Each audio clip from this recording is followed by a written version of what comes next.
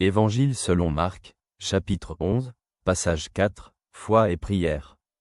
En passant le matin, ils virent le figuier desséché jusqu'aux racines. Alors Pierre se rappela et dit à Jésus, « Rabbi, regarde, le figuier que tu as maudit est desséché. » Jésus leur répondit, « Ayez foi en Dieu. En vérité, je vous le dis, quiconque dira à cette montagne, « Lève-toi et jette-toi dans la mer », sans douter dans son cœur, mais en croyant que ce qu'il dit arrive, cela lui sera accordé.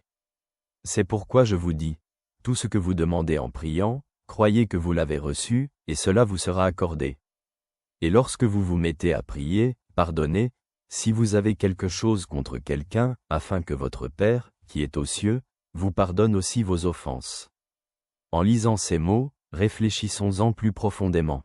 Dans cet extrait, Jésus nous rappelle le rôle fondamental de la foi et de la prière dans notre vie spirituelle. L'exemple du figuier qui se dessèche après que Jésus l'a maudit illustre l'immense pouvoir de la vraie foi sans aucun doute. Jésus nous encourage à ne pas douter, mais à croire que nos prières peuvent changer la réalité, qu'elles peuvent déplacer des montagnes, changeant le cours des événements, si nous prions sincèrement et avec une totale confiance en Dieu. La foi dont parle Jésus n'est pas seulement une conviction dans le cœur, mais une confiance active et engagée envers les promesses de Dieu et sa puissance. Jésus dit clairement que si nous croyons en ce que nous demandons, nous le recevrons.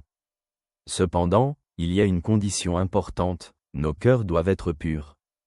Si nous souhaitons demander quelque chose en prière, nous devons être prêts à pardonner aux autres, car le pardon est la condition permettant à Dieu de pardonner nos offenses. La foi et la prière, complétées par une ouverture du cœur aux autres et une volonté de pardonner, créent la pleine action de Dieu dans notre vie. Cette parabole nous rappelle qu'il n'y a rien d'impossible pour Dieu, mais nous devons nous approcher de la prière avec une pleine foi, un cœur pur et une volonté de bienveillance et de pardon. Le contexte moderne de cet extrait nous encourage à ne jamais perdre espoir et confiance dans le pouvoir de la prière, car c'est seulement dans cette attitude que nous pouvons vivre un véritable changement dans notre vie. Nous croyons que la prière en accord avec la volonté de Dieu a le pouvoir de rétablir la paix, la guérison et le salut.